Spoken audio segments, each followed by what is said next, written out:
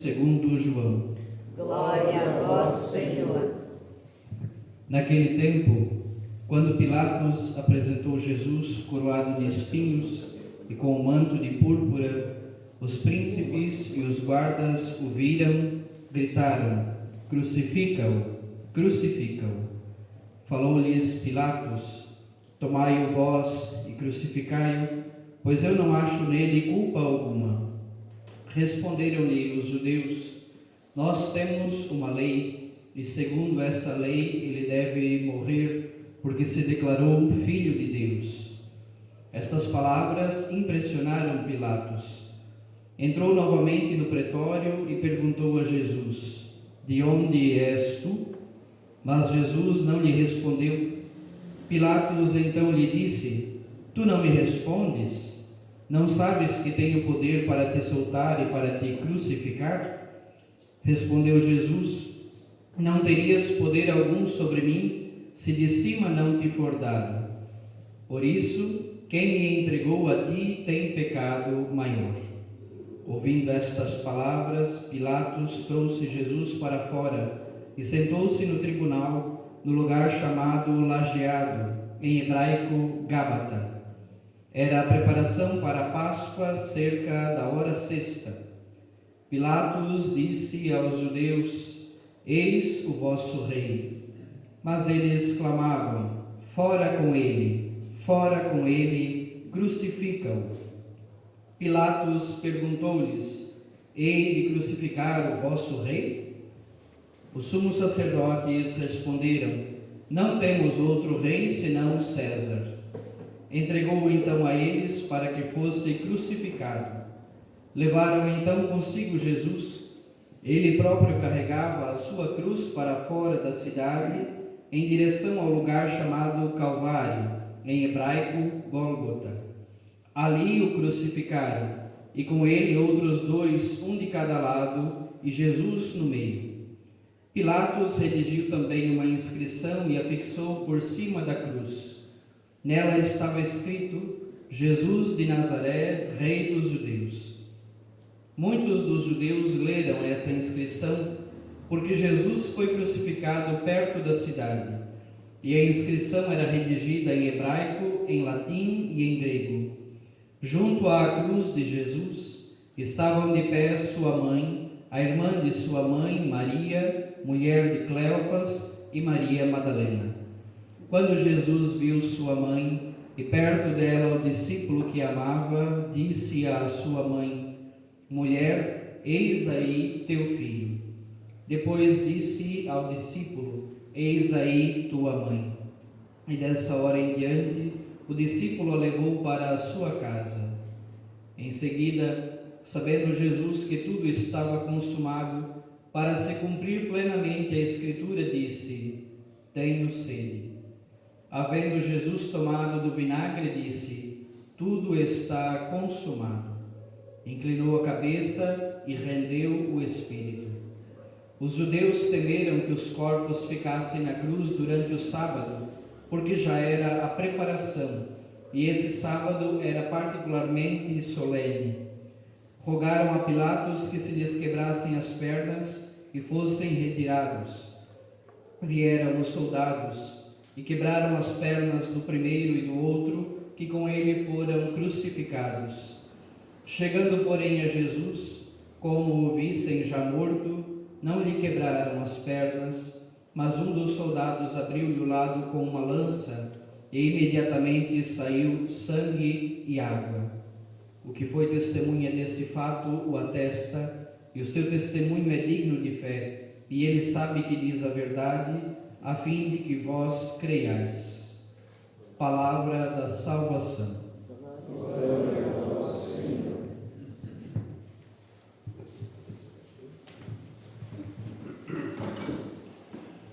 Reverendíssimo Padre Gabriel, diácono, hoje nós, como igreja aqui da comunidade ucraniana, temos a honra de ter vocês como seminaristas. E é um ato muito marcante, porque o fato de nós celebrarmos de uma forma diferente nos traz memória de tudo aquilo que vem a ser a nossa tradição e daquilo que nós herdamos, que é uma experiência espiritual, a qual está na nossa mente, na nossa vivência. A celebração do dia de hoje da Divina Liturgia não é por acaso, porque hoje também o rito latino ele relembra São João Crisóstomo, né?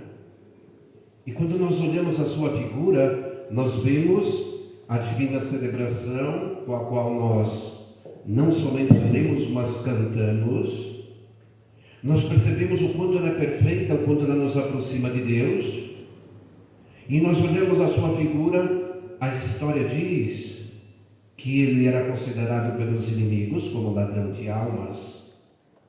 A sua palavra, ela tem o dizer de lábios de ouro, de tão bem que ela falava do nosso Senhor e Salvador, que é Jesus Cristo.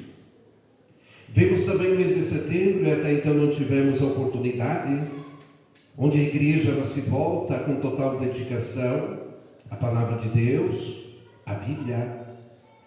É Deus que conosco fala, é Ele que revela tudo aquilo que de melhor nós podemos ter, para dessa palavra nós aprendermos a amarmos cada vez mais ao nosso próximo e também a Deus.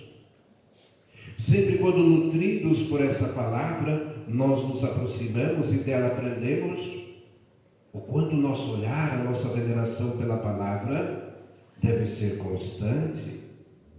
E nós sabemos que toda a Bíblia ela é revelação divina. Nós temos dois momentos, o Antigo Testamento e o Novo.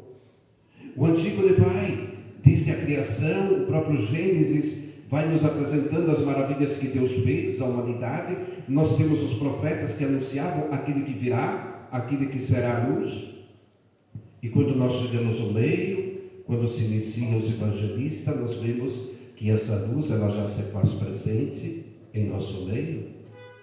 A vinda de Jesus à humanidade é para nos salvar, é a bondade do Pai para com todos nós.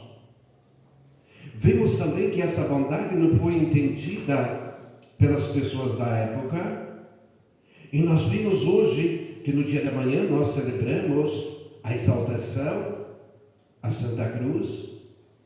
Nós devemos e aprendemos que a cruz, assim como diz o apóstolo São Paulo, é loucura para aqueles que se perdem, mas para quem crê é salvação. Nós podemos interpretar a palavra cruz de várias formas, mas para nós cristãos é o símbolo de salvação.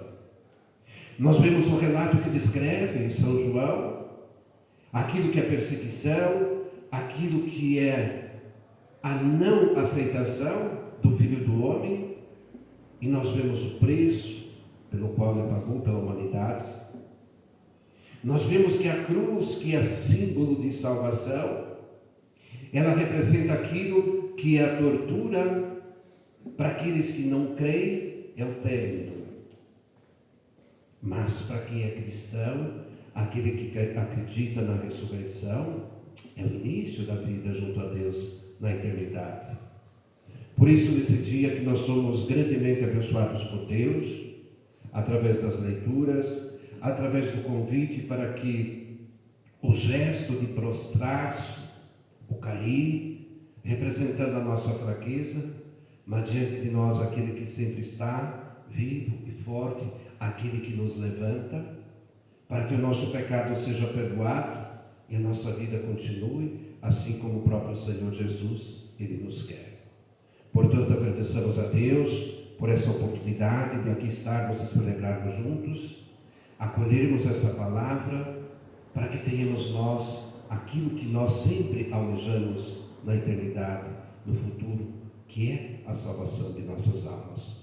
Que o Senhor Deus Todo-Poderoso nos dê essa graça de celebrarmos junto e que a sua bondade se estenda no coração de cada um de nós, aos nossos seminaristas, com certeza futuros padres, para que vivam com intensidade, com alegria, aquilo que é o chamado, dando a sua resposta, dando o seu sim para Deus e principalmente para a Santa Igreja.